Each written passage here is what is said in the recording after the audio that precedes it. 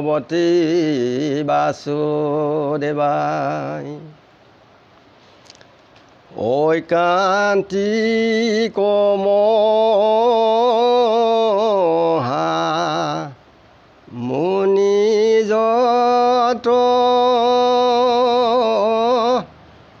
নিবৰ্তি বিধি নিষেধাত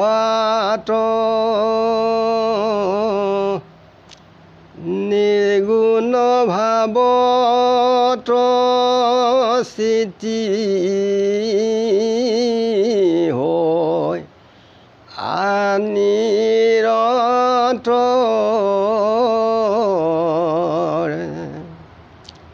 জানি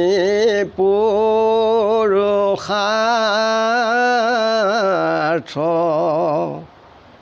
সাৰতত্ৰ কৃষ্ণ কথামৃত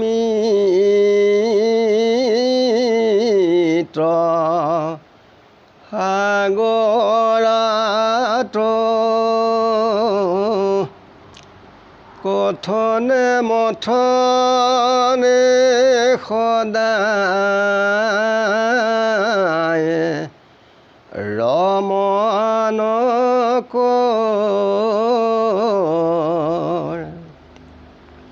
ধ্ৰুৱৰ চৰিত্ৰ মংগলচৰণ পদ ৰাম জয় নমো নাৰায়ণ সৰ্ব বিঘ্নি বিনাশন ভকত বৎসল দয়াময়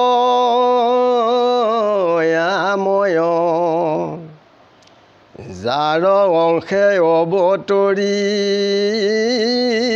নানাবিধ মূৰ্তি ধৰি সৃষ্টি স্থিতি কৰন্ত্ৰ প্ৰলয় নমো নমো ভগৱন্ত অনাদি অনন্ত সন্ত নিত্য নিৰঞ্জন নিৰাকাৰ তুজু দুই চৰণতে পৰি দণ্ডৱতে কৰ কোটি কোটি নমস্কাৰ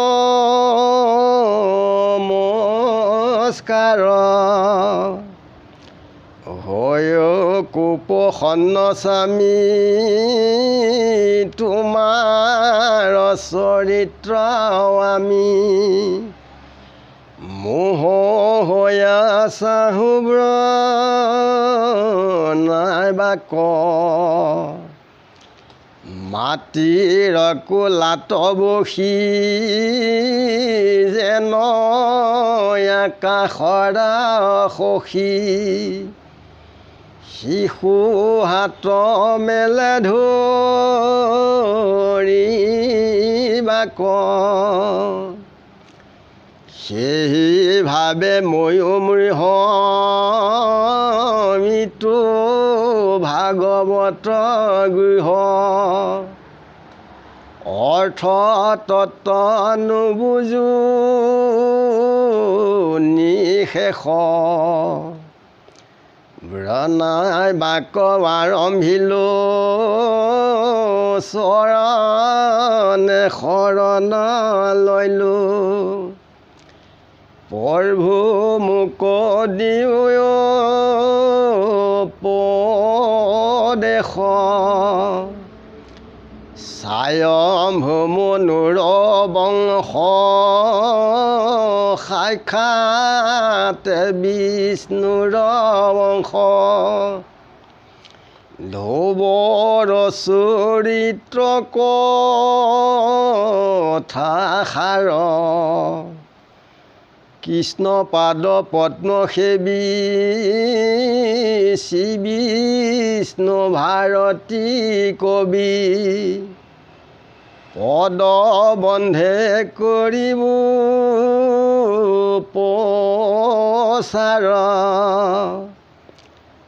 মহন্ত সবকপতি কৰা জোৰে কৰোণতি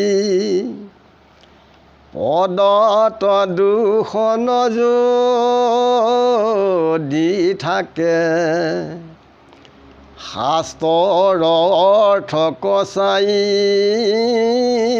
কবিতাৰ অভিপ্ৰায় বুজি নিন্দা কৰিবা আমাকে শাস্ত্ৰৰ নুবুজে তত্ত্ব কবিৰ নুবুজে মত তথাপিতো যদি নিন্দা কৰে নিচজনে গালি দেই সাধুৰ আপদ ক্ষয় তাত ক্ৰোধ নাহিকে আমাৰে উত্তমক কৰোণতি সামান্যক কৰো প্ৰীতি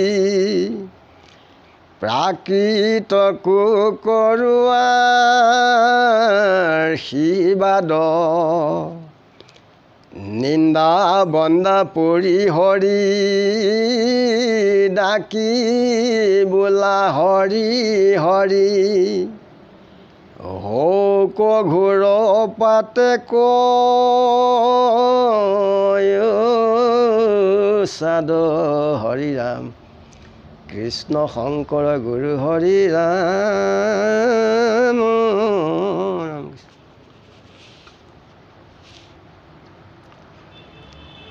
জয় নমো নাৰায়ণ। যে নাৰায়ণক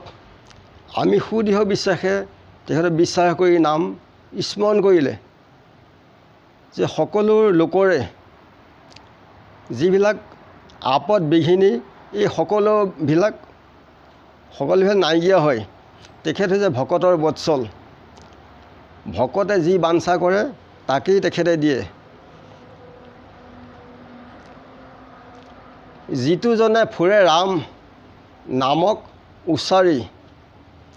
পাছে পাছে যান্ত কৃষ্ণ চক্ৰ কৰে ধৰি যেন ধেনু স্নেহে বাছৰুৰ পাছ লাগে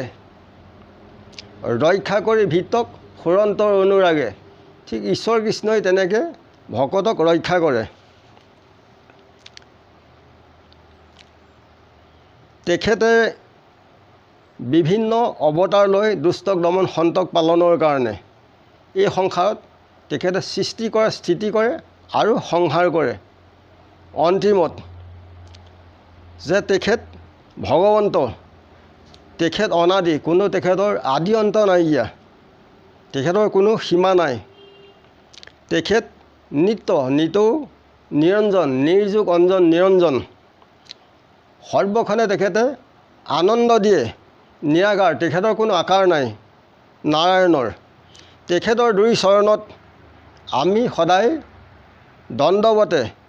আমি সদায় তেখেতক প্ৰাৰ্থনা কৰিব লাগে যে তেখেত তেতিয়া প্ৰসন্ন হয় যে ধ্ৰুৱৰ চৰিত্ৰৰ বৰ্ণনা কৰিবৰ কাৰণে ইয়াত লিখকে আগবঢ়াইছে যে মাতৃৰ কোলাত বহি পেলাই যেনেকৈ শিশুৱে আকাশৰ চন্দ্ৰক যেনেকৈ ধৰিবলৈ যায় হাত মেলি, ঠিক কবিয়েও মোহ হৈ যে ভাগৱতৰ যি গুহ অৰ্থ তেখেতে তাক বৰ্ণনা কৰিবৰ কাৰণে আগবাঢ়িছে। ইয়াত যেনি তত্ত্ব কিবা যেনি নুবুজেও তাত অপৰাধ ধৰিবলৈ হাক দিছে